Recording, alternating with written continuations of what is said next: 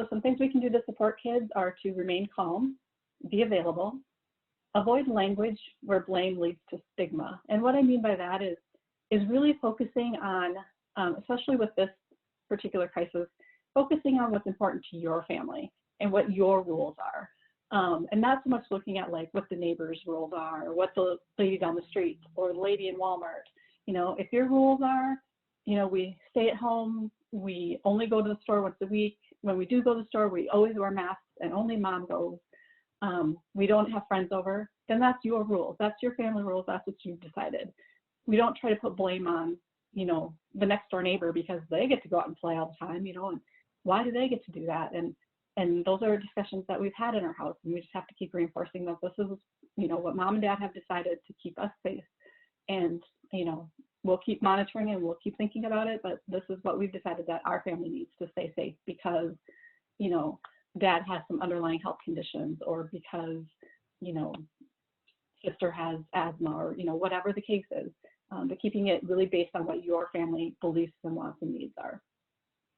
Pay attention to what they watch, listen to on the radio and social media, like Courtney and Jamie both expressed. I found that with my own kids. You know, at first I was really listening to a lot of you know, Walz's speeches and Trump's speeches and all of those kinds of things about talking about what was going on and the latest numbers and blah, blah, blah. And one day my 13-year-old looked at me and she said, I just can't listen to this anymore.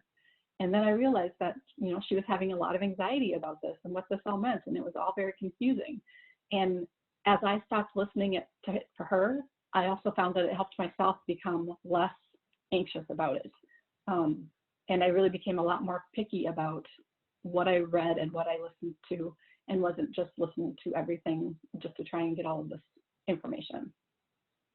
So be honest and as accurate as you can with your kids. I kind of think of it like, you know, talking to them about sex and drugs and, you know, all of those kind of things that are out there that, you know, kids are curious about but are uncomfortable to talk about.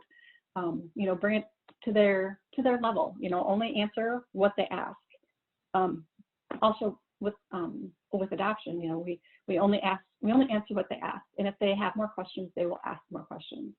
If you try to give them more information than what they ask for, that increases their anxiety, and their, you know, it's like, oh, I never thought about that. So only, you know, try to answer what they ask, and if they want more information, they will let you know. And then teach them to be proactive.